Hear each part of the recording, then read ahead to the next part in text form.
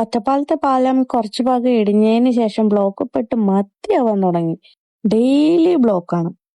നമ്മളെന്തായാലും കന്യാകുമറി കിള്ളിക്കാവ് പൂരത്തിന് പോകാൻ പോവാണ്. പക്ഷെ അതിന്റെ മുന്നേ നമുക്ക് അപ്പുവേട്ടന്റെ സൈറ്റിലേക്ക് ഒന്ന് പോണം. അവിടെ പോയി വർക്കൊക്കെ ഒന്ന് നോക്കിയിട്ട് വേണം തിരിച്ചു വരാൻ വേണ്ടിട്ട്. അവിടെ വർക്കൊക്കെ നോക്കി തിരിച്ചു വരുമ്പോഴത്തേക്കും പിന്നെയും ബ്ലോക്ക് പെട്ടു. ഈ ഭാഗത്തുള്ള ഒരു ബ്ലോക്ക് കാരണം എനിക്ക് പുറത്തു പോകാനേ മടുപ്പായി തുടങ്ങി. അപ്പൊ നമുക്ക് വിനോദന്റെ വീട്ടില് ചെറിയൊരു വിരുന്നുണ്ടായിരുന്നു. അപ്പൊ വിരുന്നിന് പോയി അവിടെ എല്ലാരും പാടെ എൻജോയ് ചെയ്ത് ഫുഡൊക്കെ കഴിച്ച് ഞങ്ങൾ അവിടെ നിന്ന് അങ്ങനെ ഇറങ്ങി. പിന്നെ നേരെ ചക്കരയുടെ കടയിൽ പോയി. പിന്നെ അവിടെ നിന്ന് നേരെ ശ്രീനുവിനെയും ചേച്ചീനെയും പിക്ക് ചെയ്യാൻ പോയി.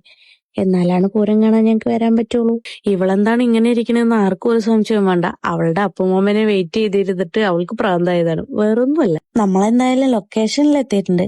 പക്ഷെ കിള്ളിക്കാവിക്ക് എത്താൻ ഇത്തിരി റിസ്ക് ആയിരുന്നു.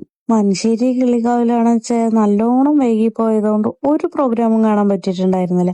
പക്ഷെ ആ സങ്കടം ഞാൻ ഇവിടെ തീർത്തിട്ടോ. മുഴുവൻ പ്രോഗ്രാം ഒന്നും കാണാൻ പറ്റിയിട്ടില്ല വെച്ചാലും അത്യാവശ്യം കുഴപ്പമില്ലാണ്ട് കുറെയൊക്കെ കണ്ടുട്ടാ. ഞങ്ങളിങ്ങനെ ഈ വണ്ടി വേഷങ്ങളൊക്കെ കണ്ട് ആടിപ്പാടി ഗ്രൗണ്ടിലേക്ക് എത്തിയപ്പോഴേക്കും ശ്രീനുവിന്റെ സ്വഭാവം മാറിയിട്ടാ. അവളിനെ പിന്നെ ഇതാ ഈ കാണുന്ന സാധനത്തിൽ കയറ്റിയായിരുന്നു.